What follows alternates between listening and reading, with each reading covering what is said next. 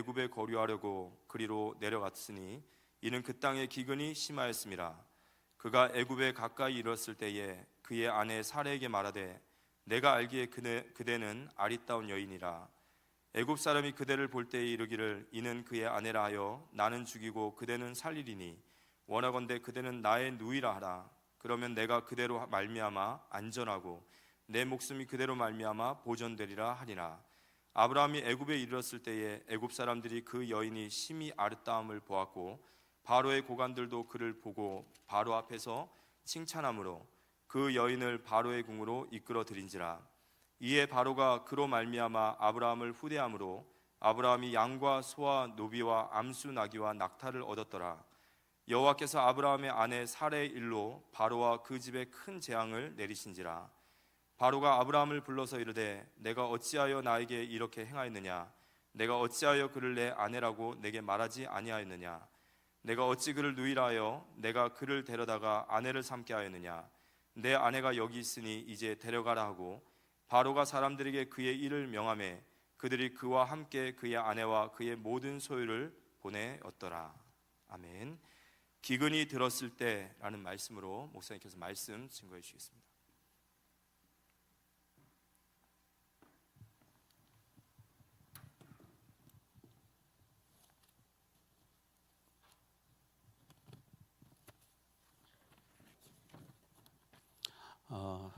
칠판을 쓰지 않고 그냥 제가 설교하겠습니다. 원고를 방송실에 드려놨기 때문에 자막이 나오니까 그대로 여러분 칠판 쓴 것 같이 보시면 될 것 같습니다. 칠판에 쓰지 않는 것도 우리가 자꾸 숙달을 또 해야 됩니다. 기근이 들었을 때 들었으므로 했는데요. 오늘 말씀 보면 10절에 그 땅에 기근이 들었으므로 아브라함이 애굽에 거류하려 그리로 내려갔으니 이는 그 땅에 기근이 심하였습니다. 기근이 심하게 들었을 때 우리는 어떻게 해야 되는지 이 말씀 우리에게 잘 보여주고 있습니다. 서론 부분에서 첫 번째로 생각할 말씀은 떠나라 이렇게 말씀을 했죠. 지난주에 생각했던 말씀인데요. 하나님이 아브라함이 나타나셔서 우상에서 떠나라, 정든 고향 친척 아비 집에서 떠나라, 너무나 75년도 익숙해져 있는 환경에서 떠나라는 거예요. 왜? 그곳에서 우상 숭배하다가 하나님 모르고 죽으면 저주받고 지옥 가고 안 되니까 하나님이 복된 자리로 부르시는 것이 떠나야 되는 환경이었거든요. 이 떠나라는 말은 옛 생활 청산해라. 75년 동안 우상이 찌들었는데 그 생활에서 청산해라.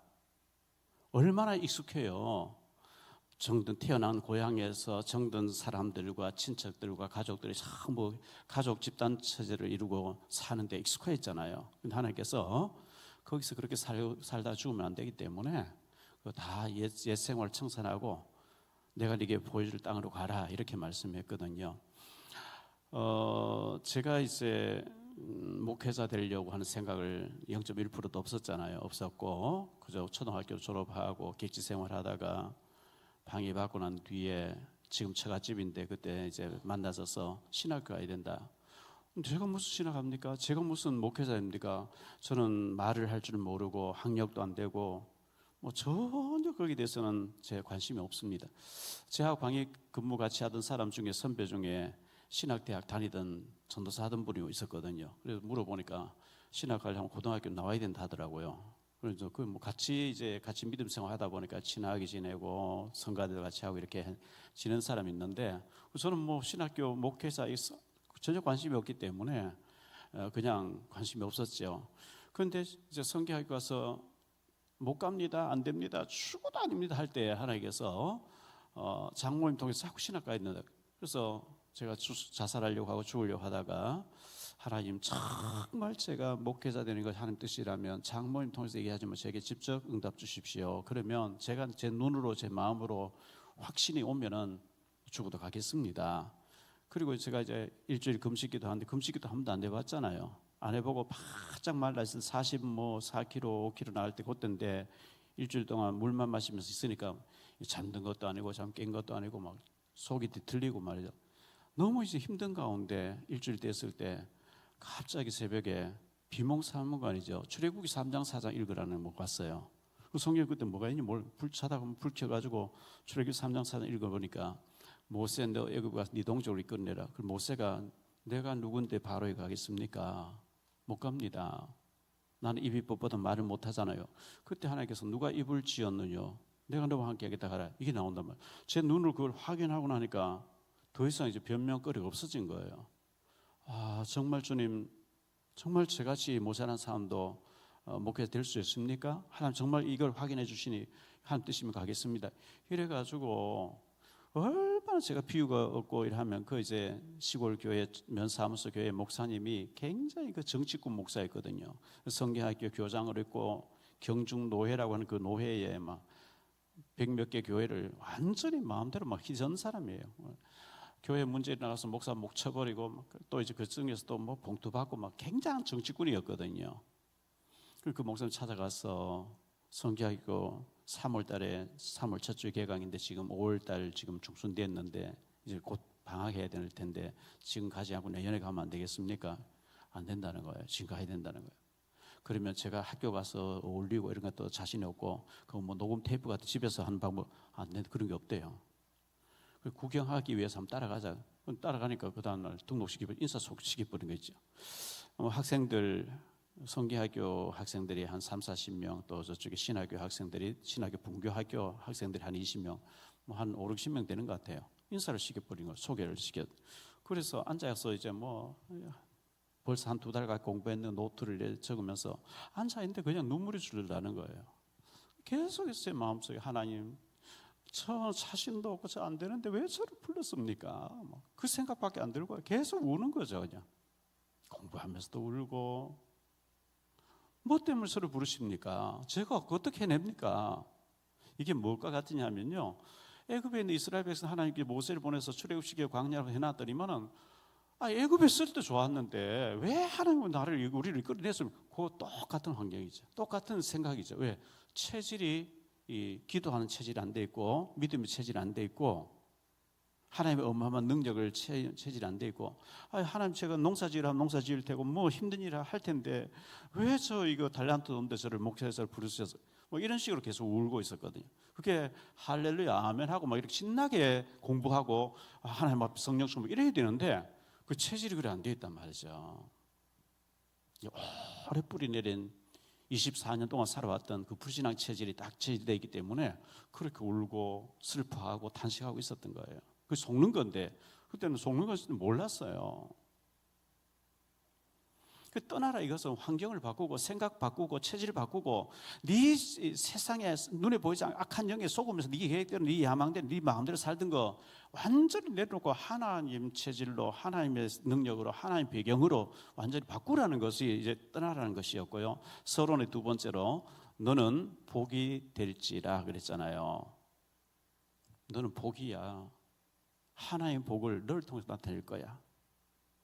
너는 믿음의 조상이야. 너를 통해서 네 후손 가운데서 메시아가 나게 할 것이야. 마태복음 1장 1절에 아브라함과 다윗 자손 예수 그리스도의 세계라. 예수 그리스도 계보라. 너를 통해서 메시아 그리스도 하나님의 아들이 나게 될 거야. 어마어마한 축복이었거든요. 너로 말미암아 너 주변 사람 전부 복을 받게 하겠다. 너를 축복한 자 내가 볼래 너를 저주하는데 저주해 버리겠다. 네가 도대체 누군지 아냐? 그렇게 말씀하신 거거든요. 너는 복이 될지라. 넌 복이야. 근데 이게 사실적으로 믿어져야 되거든요. 서론의 세 번째가 이 땅을 네 자손에게 주리라 이렇게 말씀했어요. 아브라함 있는 그 창세기 12장 7절에 보면 네가 밟고 있는 이 땅을 네 후손에 주겠다. 너만 복이 되는 거, 너만 복 받는 게 아니고 네 후손들이 복을 받는다. 후손 약속, 혈통의 축복, 메시아 혈통, 세계 복음화의 어마어마한 축복을 네 후손에게 주겠다. 이 말씀 속에 다 들어있는 거거든요. 우리도 복을 받아서 믿음의 길을 가야 되지만 우리 후손들이 더 큰 영적인 복을 받아서 세계 복음화의 주역이 되기를 축복합니다. 본론에 들어가서 첫 번째로 생각할 말씀은요, 산에 거주했던 아브람이었어요. 평지의 마을에 도시에 화려한 곳에 거주한 게 아니고 가보니까 원주민들이 쫙 좋은데 다 터를 닦고 다 살고 있는 거예요. 그래서 아브라함이 거기에 낄 그게 없어요. 그 원주민들은 그 중동 지역 전 목축업을 한 사람들이거든요. 그런데 원주민들이 초장, 초지, 뭐 물 있는 거 그때 중동 지역 물이 귀하니까 물 이제 짐승 때 물 먹이기 위해서 우물 찾아서 뚜껑을 닫아놓고 말이죠. 저녁에 다 모이면 물 열어서 잠깐 주고 닫아놓고 물 관리 이렇게 하는데 이 낯선 아브라함이 조카 롯하고 종들 데리고 양떼들 짐승 떼 확 데리고 와서 같이 가려고 하니까 허락이 안 되잖아요. 그저께 신문에 보니까요, 어떤 건물 안에 병원들이 있는데 건물 안에 약국이 있는데요. 이 약국에서 직원으로 들어와서 6개월인가 일한 사람이 옆에다가 약국 차려버린 거예요. 그래서 이 약국에 전에 하던 사람이 저 약국 문 닫게 해달라고 법원에 냈는데 맞다고 문 닫아야 된다. 약국 내 열면 안 된다. 이렇게 판결을 내는. 그 왜 그러냐 하니까 그냥 이 약국에 근무하지 않았으면 그냥 옆에 내도 괜찮은데 이 집에 약사로 있으면서 위에서 병원에서 무슨 약 찾는다는 거 다 알고 그걸 정보가지고 치렀기 때문에 그 불법이라는 거예요. 그 일본 사람이나 중국 사람들은요, 외국에 가서 식당 하나 차리면 옆에 차리지 않습니다. 한국 사람은 저 집 잘 된다 똑같은 옆에서 바로 차려버리거든요. 이게 굉장히 그 좀 나쁜 민족성이죠. 텃세가 얼마나 센지. 아브라함이 양떼들 뭐 소떼를 몰고 왔는데 네가 어디서 굴러왔냐고 가라고 하니까 이게 절대 그 텃세가 너무 심각하니까 절대 불리한 상황이죠. 왜? 이 원주민들 다 쓰고 살고 있는데 아브라함은 몇 사람이 왔기 때문에 같이 다툴 수도 없어요. 상대할 수가 없어요. 그래서 짐승떼를 이끌고 그 초장 빼앗길까 봐 눈에 불을 켜니까 산속으로 밀려 들어간 거예요. 산속으로. 평지에 살 수 없는 환경이었다. 갈라한 두 번째로 이 땅을 네 자손에게 주리라. 하나님께서 그렇게 말씀했어요.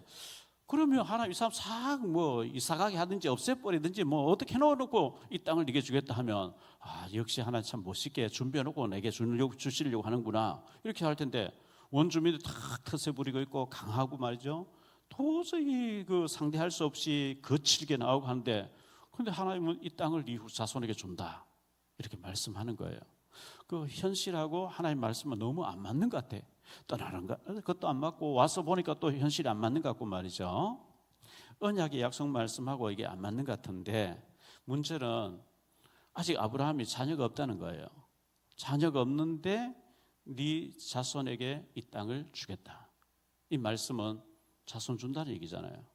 후대 준다는 얘기거든요.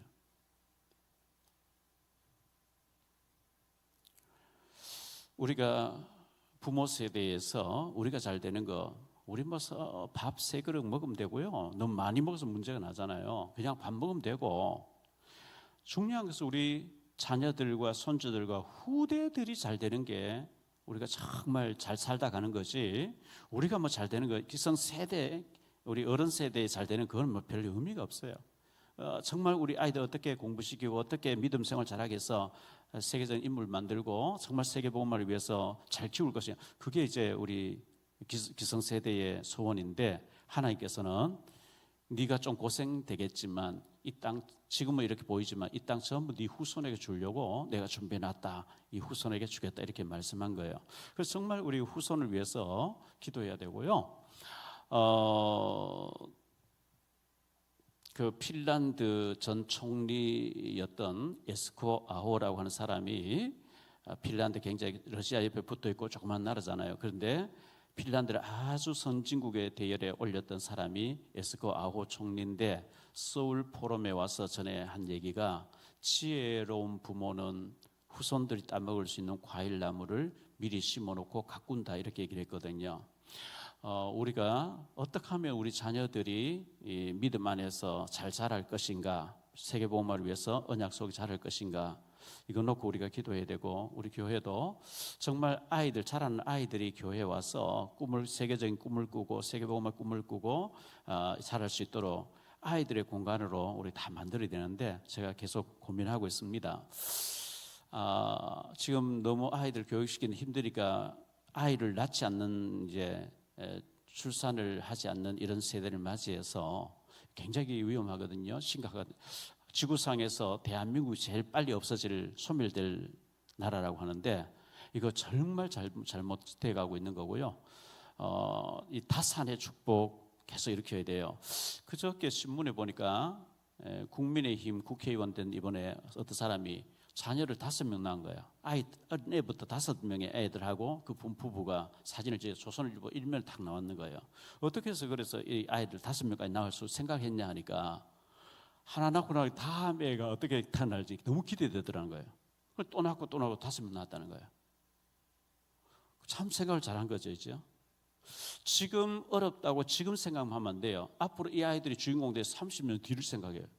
그때는 외국에서 어쩌면은 많이 데리고 와야 될 시대에 여기서 태어난 아이들이 이 대한민국의 G2 국가에 대해서 어마어마하게 잘 살 것, 지위가 돼 있고 지도자가 돼 있을 것 생각하면서 미래를 바라보고 낳아야 되는데 지금 우선 없다 안 낳아버리면 그게 잘못된 거거든요. 그리고 제가 전에도 얘기했지만요. 그 북한 선교하는 김성욱 기자가 있어요. 국민일보 기자인데 아주 법대로 똑똑한 사람이죠. 남북 대표하는 분이고 자주 여러분 유튜브에 김성욱 대표 쳐보세요. 쫙 강연에는 저는 그 목사도 저만큼 영성이 없는데 우리 교회도 와서 몇 번 했잖아요. 강연을 간증을 했잖아요. 목사님들보다 훨씬 더 영역이 있어요. 정말 정확해요. 영성이. 근데 아들이 하나 있는데 미국 시애틀로 가서 살고 있으면서 한국 와서 강연하고 들어가죠. 왜 미국 가냐 하니까 한국에는 막 온갖 학원 보내고 되고 너무 이제 비교 의식과 더불어 학원 안 다니면 뭐 도태되는 것 같고 막 그래서 미국은 절대 그렇지 않고 충분히 놀려줘. 학교 공부도 간단하게 끝나고 노는 시간 너무 많고 한 가지만 잘하면 되도록 돼 있는 게 미국이기 때문에 그래서 그 아이에게 책을 좋아하도록 만들어 줬다는 거예요. 책을 너무 좋아하더라고요. 그 책을 많이 읽었는데 애가 고등학교 다니면서 책을 낸 거예요. 이게 뭐 미국에서 인정받은 거예요. 이래가지고 시애틀인 좋은 학교가 있는데 하버드에서 들어오라고 해가지고 합격을 옮기게 됐다. 그런 얘기 하잖아요. 책 읽는 것만 잘했는데도 책 하나 내게 되고 그것도 남북한 북한에 대해서 막 굶어 죽는 자기 아버지 북한 선교하는 사람이니까 그렇게 책을 냈는데 뽑혀가 버릴 정도로. 너무 아이들을 여러 가지 막 태권도부터 시작해서 미술부터 온갖 거 다 10가지 그래서 전문성이 안 나오게 하지 말고 한 가지만 잘하면 돼요. 그래서 우리 교회에서 아이들 책 많이 읽고 할 수 있는 시스템도 갖추고 아이들 교회에서 밥을 먹으면서 정말 이 교회의 아이들의 놀이가 될 수 있도록 우리가 만들어야 되는데 그렇게 하기 위해서 기도하고 있고 아마 그런 일이 오지 않겠나 생각되어지는데요. 우리나라 건국 초기에 이승만 대통령 너무 귀한 분이에요. 박정희 대통령 잘했고요. 우리 6.25 사변 때 우리나라를 도와주러 왔던 필리핀이라는 나라, 필리핀 가보세요. 얼마나 비참한지. 몇 프로의 사람이 재산 다 가지고요. 절대 다수가 빈곤층에서 허덕이 있거든요. 에티오피아라는 나라가 6.25 사변 때 유엔군을 우리나라에 파병 왔던 나라잖아요. 얼마나 못 살고 있어요. 태국이라는 나라도 우리나라에 군대를 보냈던 나라인데 참 이 이승만 박정희 어쨌든 가난을 물리치고 민주화에 되도록 우리 선조들이 많이 애써서 지금 세계 속에 대한민국 되도록 이 후손들을 위해서 해준 건 너무 감사하고요. 우리 기성세대는 어떻게 하면 우리 교회에서 자란 아이들 가운데 세계복음화의 주역이 나올 수 있을 것인가 그 놓고 앞으로 계속 발전해가고 준비하고 해나가야 된다 생각하고요. 앞으로 우리 교회 공간을 전부 주일학교 아이들이 공부하고 뛰놀 수 있는 공간을 다 만들어줘야 돼요. 앞으로 하나하나 고쳐나가지 않겠나 이렇게 생각하고 있습니다. 갈라는 세 번째로 다투지 아니하고 아니하는 아브람.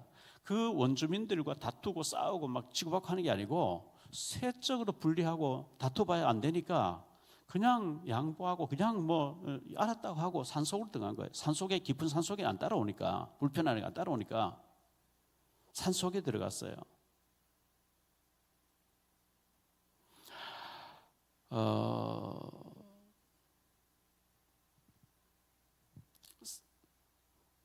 그 다음 장 13장에서도 보면 다툼이 일어나는데 아브라함과 조카 롯과의 다툼이 일어나잖아요. 그때 다투지 말고 우리가 혈육인데 다투면 되겠냐? 네가 우하면 나는 좌하고 네가 좌하면 나는 좌하고. 아브라함이 양보해버리고 산속으로 들어가거든요. 그래서 롯은 육신적으로 살기 좋은 죄악 덩어리 소돔 고모를 택해가고 아브라함 산속에 기도 생활하고 은혜 생활할 수 있는 곳 찾아갔는데 그 선택이 너무나 차이나게 시간이 갈수록 아브라함은 축복받고 롯은 망하는, 우선 육신적으로 잘 사는 쪽을 택해갔는데 완전히 망하는 길이었거든요. 북미 지역으로 캐나다, 미국 이런 쪽으로 간 선교사님들은 영국에서 박해가 심할 때 신앙 자유를 찾아서 오직 신앙을 위해서 찾아갔어요. 최고의 나라 됐잖아요. 남미에 황금을 찾아간 사람들은 남미가 완전히 비참하잖아요 지금요. 얼마나 그 갱단과 총기와 가난과 이 남미가 비참하거든요. 왜? 육신적으로 황금을 쫓아가니까 시간이 지날수록 더 잘못되어지고 믿음을 찾아갔던 북미는 너무 잘 살고 있는 거거든요. 그래서 다투지 아니하고 시비 거니까 양보하고 산속으로 들어갔습니다.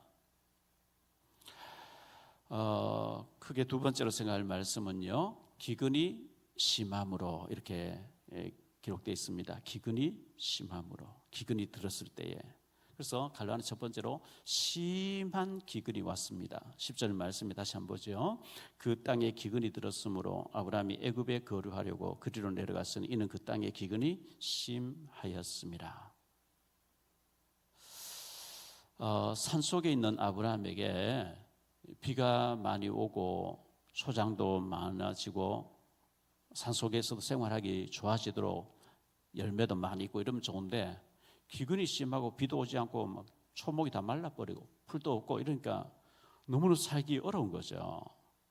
곡식 해결도 문제가 되고 물 해결도 어려워지고 초장 해결도 어렵고 열매들도 없고 기근이 심할 때 하나님이 이 기근 속에서 아브라함이 하나님 앞 부르짖고 기도해서 막 응답받는 걸 하나님 체험하기를 원하셨는데, 아브라함은 기근 때에 실수를 크게 실수하는 장면이 나오거든요. 그것 좀 더 생각하고요.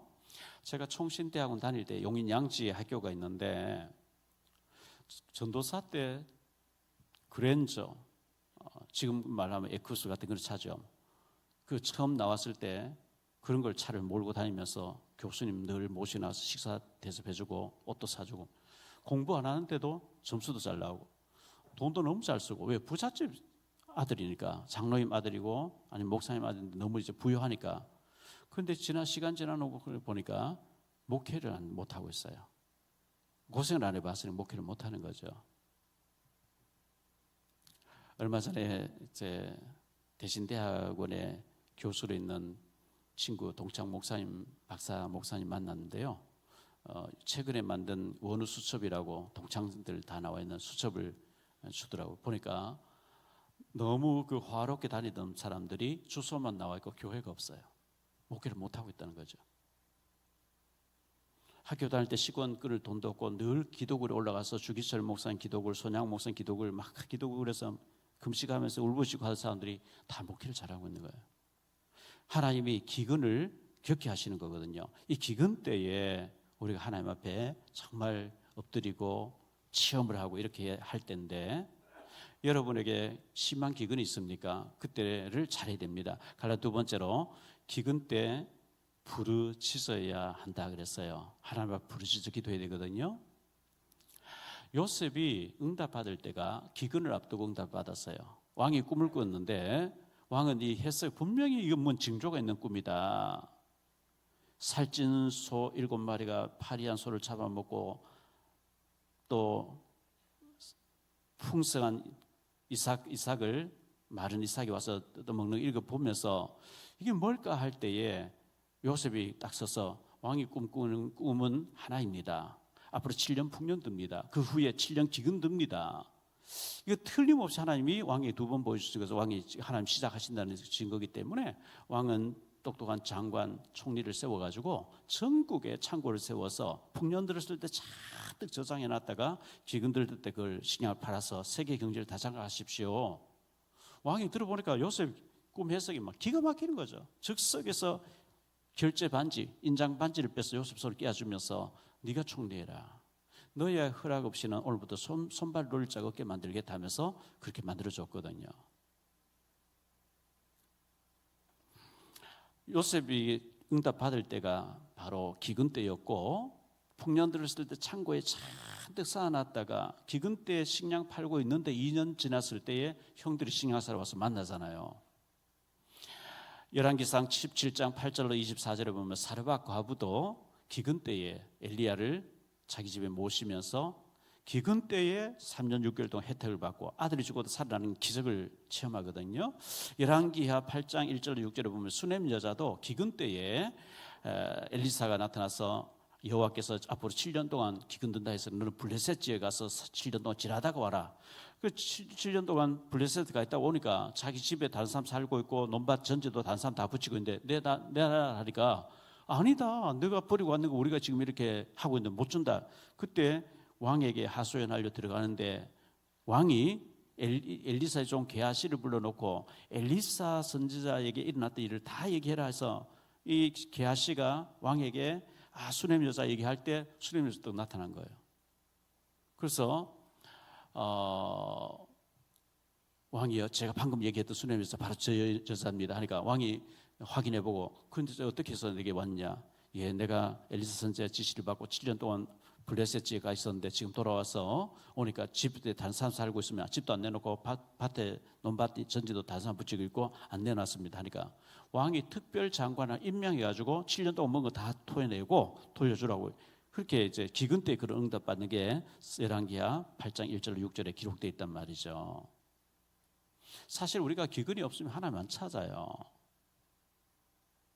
열왕기하 6장 7장에 보면 북이스라엘의 사마리아 성을 완전히 봉쇄당하지요. 얼마나 기근이 심한지 아람 나라가 들어와서 완전히 봉쇄를 해버리니까 부녀들이 자기 자녀를 삶아서 뜯어먹는다는 얘기 나오거든요. 그때에 나병 환자 4명이 아람 군대에 찾아갔다가 그때 엘리사가 기도한 대로 말한 대로 예언되었던 대로 기근 때 일어난 일들을 기록하고 있어요. 사도행전 11장의 29절로 30절에 보면 안디옥 교회가 이제 천하가 기근 들리라 했을 때에 부소를 거두어서 예루살렘 교회를 도와줬다 이런 말씀 나오거든요. 지자들이 각각 그 힘대로 유대에 사는 형제들에게 부소를 보내기를 작정하고 이를 실행하여 바나바와 사울의 손으로 장로들을 보냈다. 안디옥 교회는 성교했기 때문에 천하가 기근드는 가운데도 경제가 남아 돌아서 예루살렘 모교회를 도와줬다. 성교비를 보내줬다. 이렇게 나와요. 기근 때 일어났던 일들이죠.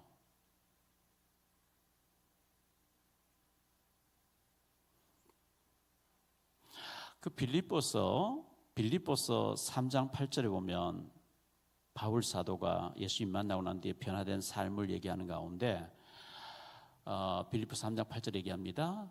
또한 모든 것을 해로 여기면 내 주 그리스도 예수를 아는 지식이 가장 고상하기 때문이라. 내가 그를 위하여 모든 것을 잃어버리고 배설물로 여기면 그리스도를 얻기 위해서라.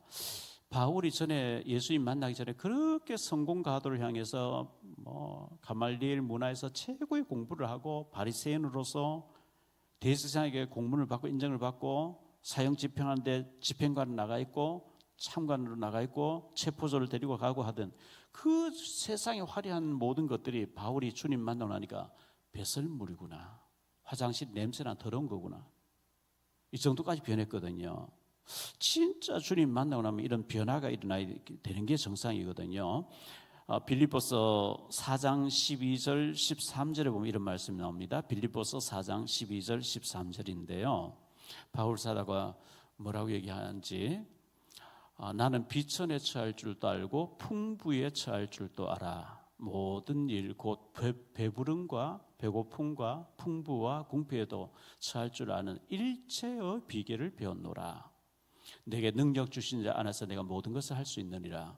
바울 사도는 풍부함 속에서도 교만하지 않고 아무것도 없는 비천한 가운데서도 내가 자유함을 누릴 수 있고 일체의 비결을 배웠다. 이때요 바울 사도가 너무 감옥에서 로마 감옥에 갇혀 있었거든요. 빌립보 교회가 우리에게 바울 선생님 와서 복음 전해서 우리가 예수 믿고 구원받고 축복받는, 우리는 이렇게 신앙생활 잘하고 있는데 바울 선생님이 지금 현재 로마의 감옥 갇혀 있으니까 우리가 바울을 위해 선교비를 보내자 헌금을 했어요. 헌금 많이 들어왔죠. 그리고 감옥에 갇혀 있으니 필요한 거 생필품이라든지 의약품이라든지 이런 거 쭉 필요한 걸 준비했는데 이걸 누가 전달하지 하는데, 요즘처럼 비행기 타고 막 기차 타고 식사를 갔다 오는 게 아니고 그 빌립보에서 로마까지 굉장히 거리가 멀어요. 산도 넘어야 되고 강약길도 가야 되고 배 타고도 가야 되고, 산에는 산적이 있고 들판에는 강도떼들이 있고 바다에 해적들이 있는데 치안이 안 돼 있는 상황에서 에바브로디도라는 사람이 제가 다녀오겠습니다 하고 출발한 거예요. 그런데 계속 얼마나 신경 쓰면서 고생해서 갔던지 도착은 했는데 전달을 했는데 병이 나버린 거예요. 에바브로디도가 죽을 병이 걸렸어요. 그때 자기가 병든 거 죽는 것 때문에 막 내가 하나님 일을 하는데 왜 이렇게 어려움 당합니까? 낙심하고 울고 하는 게 아니고, 나는 괜찮은데 빌립보 교회 믿음이 연약한 성도들이 그렇게 믿음 좋은 사람이 갔는데 왜 하나님 그를 병들게 죽게 했냐고 시험 들까 봐 심히 걱정했다 그랬거든요. 그 병들었으니까 바울 사도가 막 기도했는데 하나님이 낫게 해주셨다 이렇게 얘기했거든요. 그런데 그 에바브로디도가 빌립보 교회 탄생되는 게 루디아 아닙니까? 사도행전 16장 11절 15절에 이 루디아 중심으로 그 집에서 교회가 돼서 성도들이 이 바울 사도를 위해서 그렇게 헌금을 정성껏 하고 생필품 중요한 거, 의약품 중요한 거 갖다 줬는데, 죽을 고생하고 와서 병이 들어 죽을 만큼 고생해서 갖다 줬는데 바울 하는 대답이 너희가 나를 생각해서 이렇게 해주는 건 너무 고맙다. 정말 눈물 나도록 고맙다. 루디아도 고맙고 빌립보 교회 중이 다 고맙고 이 신부를 배운 에바브로디도 너도 고맙고 이래 나와야 되는데, 받으면서 하는 얘기가 나는 이거 있어도 되고 없어도 괜찮거든. 나 일체 비결이 되었어. 나 이거 없어도 돼. 너희가 이런 일에 동참해주니 고맙기는 고마운데 나는 이거 아무것도 필요 없거든. 나는 풍부히 살 줄, 비천히 살 줄도 알고 내게 능력 주지 않아서 내가 모든 거 할 수 있다. 이 모든 것을 할 수 있다. 이거는 하면 된다. 해보자. 막 이게 아니고 난 죽기를 각오한 사람이야. 난 죽어도 죽여주면 하나님이 할렐루야 내가 죽겠다고, 죽기를 각오한 사람이 뭐 이것 있다고 내가 고마워하겠냐 이리 나오니까요. 얼마나 섭섭하겠어요. 죽을 고생하고 가져왔는데. 저 같으면 정말 기분 더럽네. 알았어요. 내가 도로 가져갈게요. 이리 나온 그런 식으로 얘기해 본단 말이죠. 죽도록 고생해 갖다 줬더니 이거 필요 없어 나는. 바울 사도는 정말 그렇게 너희가 동참해주려 고맙기는 고마운데 나는 있어도 괜찮고 없어도 괜찮고 이건 먹어도 괜찮고 안 먹어도 나는 일체 비결을 배운 사람이라. 빌립보 4장 19절에 이렇게 말씀합니다. 빌립보 4장 19절에 뭐라고 얘기하는지 볼게요. 빌립보 4장 19절입니다. 나의 하나님이 그리스도 예수 안에서 영광 가운데 그 풍성한 대로 너희 모든 쓸 것을 채우시리라. 정말 우리가 하나님 자제가 맞다면, 하나님 정말 보실 때 우리에게 필요한 것이 있다면 하나님이 모든 것을 채워주시겠다 그랬어요. 하나님 능력이 없는 분이 아니잖아요. 우주 만물 다 하나님 뜻대로 움직이시는데요. 그다 가시는 분도 하나님이시고 주시는 분도 하나님이시고, 사무엘상 2장 7절 8절 9절에 보면 죽이는 자도 하나님이시고 살린 자도 하나님이시고 부하기도 하시고 가난하기도 하시고 올리기도 하시고 낮추기도 전부 하나님 손에 있다 했는데, 하나님 보실 때 정말 우리에게 필요한 것이 있다면 채우시리라 그랬거든요.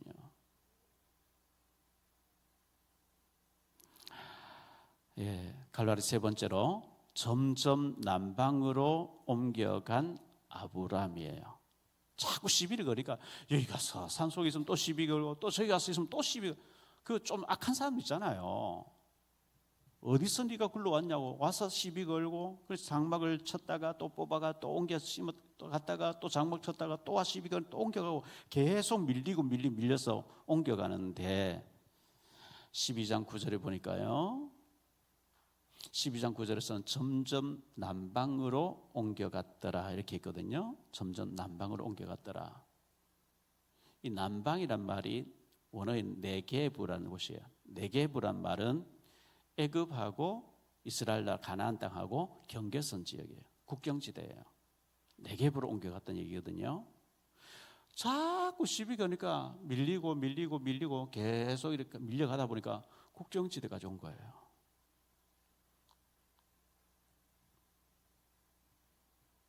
국경지대 와서 딱 보니까 애굽은 세계 최강대국, 그 당시 최강대국이었어요. 지금부터 한 4,000년 전에 최강대국이에요. 너무 풍요해 보여요. 그래서 애굽으로 가자 마음을 이제 그래 먹고, 근데 하나님이 가나안 땅을 네 자손에 준다 여기 있어라 했는데 애굽으로 가라 응답 안 받았는데 내 판단 내 기준으로 머리 써서 애굽으로 가버리거든요. 세 번째 생활 말씀, 애굽으로 내려간 아브라함이에요. 애굽으로 내려간 아브라함. 아브라함은 애굽으로 가면 안 돼요. 가나안 땅 있어야 되거든요. 가나안 땅을 준다 그랬거든요. 여기 있어라 했거든요. 근데 와서 자꾸 시비 거니까 밀리다가 인간적인 계산방 탁 나온 거죠. 여기서 자꾸 시비 걸고 쫓겨다니고 산속에 뭐 헤매고. 그 네게브란 곳이 사막지대예요. 사막지대. 여기 풀도 많이 없고 너무 힘들고, 이 사막에서는 시비 걸던 사람이 여기서는 네가 뭐 뜯어먹을 것도 없고 하니까 더 이상 시비 안 거는데 거기서 살 수가 없으니까 국경만 넘어가면은 애굽 지역 가면 풍요해 보이니까 애굽으로 내려가 버린 인간적인 방법으로요.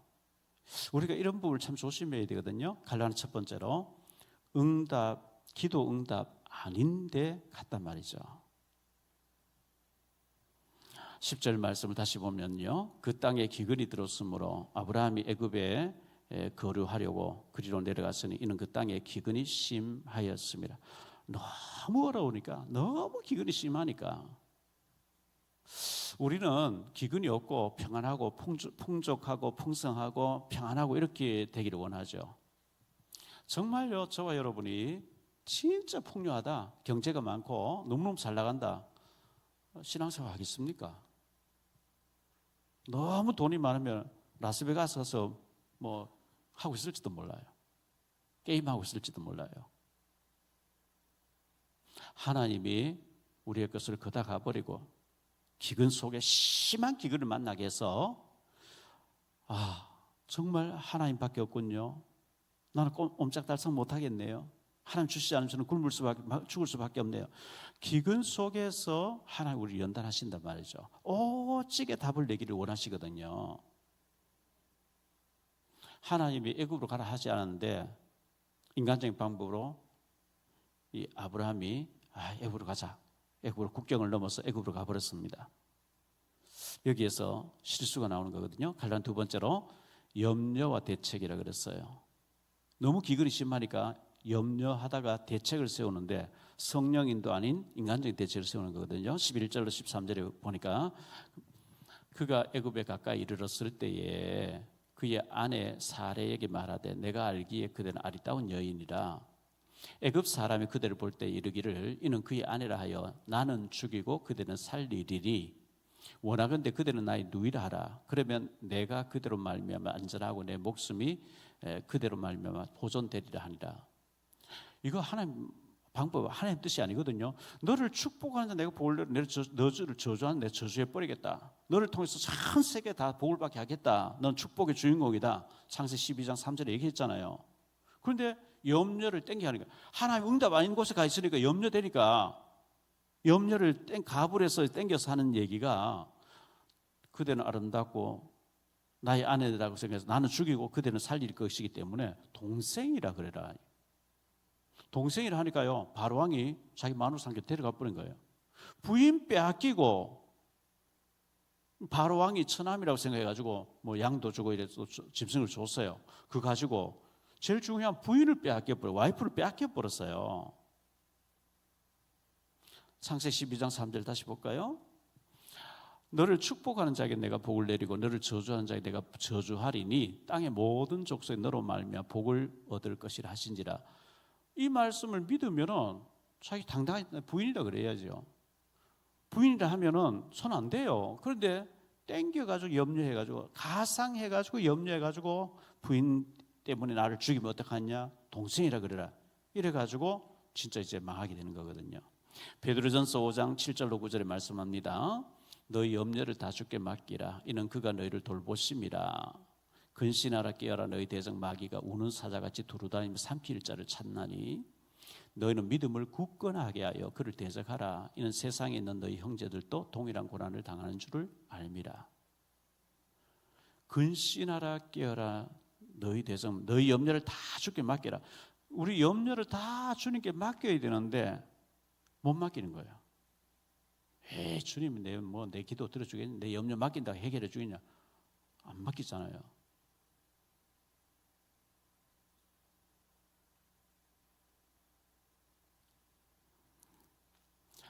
염려를 못 맡기면 마귀가 그걸 알고 근신하라 깨어라 너희 대적 마귀가 우는 사자같이 두루다니며 삼킬 자를 찾는데 염려를 못 맡기고 염려하고 있을 때 잡힌다 그랬거든요. 너희는 믿음을 굳건하게 해서 저를 대적하라. 그래야 피해서 도망갈 것이라. 빌립보 4장 6절 7절입니다.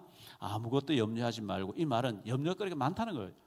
여러분 목사는 아무 염려 없는 것 같이 보이죠? 너무 염려가 많아요. 이것도 걱정이 저것도 걱정이 얼마나 염려거리. 그래서 기도 안 하면 못 견뎌요. 기도하면서 자꾸 하는 게 맡겨야지. 안 그러면 병들어서 못 살아요. 너희 아무것도 염려하지 말고, 이 말은 염려거리가 많은데 그걸 염려하지 말고 이것도 염려 저것도 염려하라 그게 아니고 아무것도 염려하지 말고 다만 모든 일에 기도와 간구로 너희 구할 것을 감사함으로 하나님께 아뢰라. 그리하면 이 모든 지각에 뛰어난 하나님의 평강이 그리스도 예수 안에서 너희 마음과 생각을 지키시리라. 맡기면 하나님이 마음속에 감동으로 응답을 주시겠다 말씀하고 있거든요.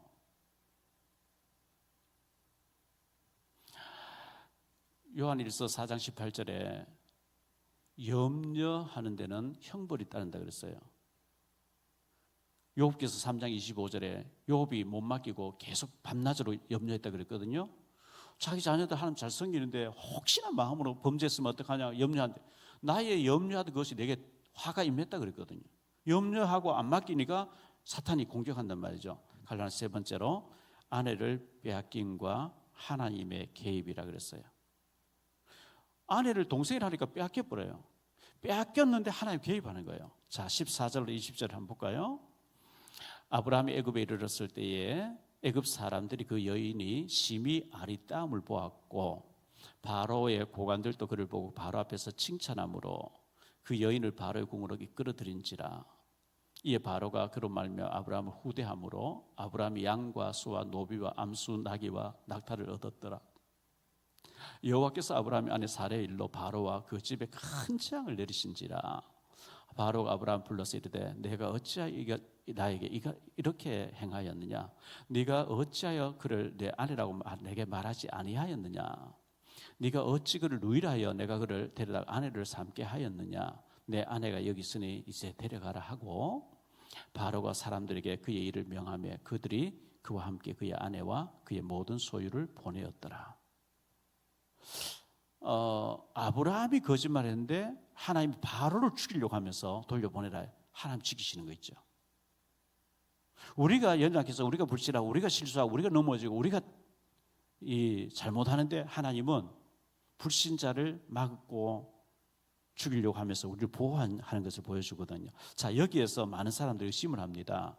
바로왕이 사례를 데려갔는데 데리고 잤냐 안 데리고 잤냐. 그래서 그런 생각이 들죠. 아내를 자꾸 데리고 와버렸어요. 새로운 여자. 그 애굽이라고 하는 에집트 사람들 보면요, 피부가 흑인도 아니고 백인도 아니고 좀 중간이에요. 그런데 팔레스타인 지역에는 피부 뽀얗거든요. 이스라엘 나라 뽀얗단 말이죠. 그러니까 그 애굽 사람들이 하얀 여자가 나타나니까 미인이다 하니까 바로 왕이 데려갔는데 아마 하나님께서 바로 왕이 사례를 손대지 못했을 때에 하나님이 개입해서 죽이려고 하지 않았나 이렇게 해석을 합니다. 하나님 능력이 있으시니까. 왜?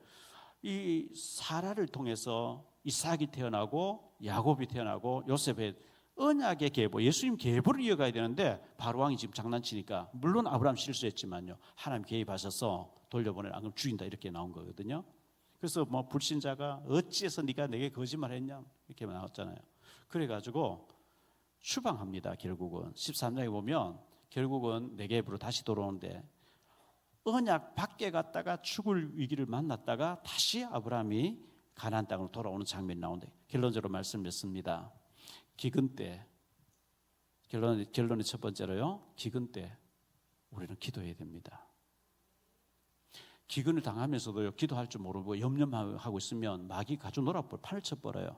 기근을 만났을 때 경제적인 기근을 만났고 건강적인 기근 만났고 자녀의 기근 만나고 여러 가지 환경적으로 기근 만났을 때 염려하지 말고 전능하신 하나님이 살아계시고 너는 내 짐을 내게 다 염려를 맡기라 했기 때문에 하나님 앞에 무릎 꿇고 기도할 수 있게 되기를 바랍니다.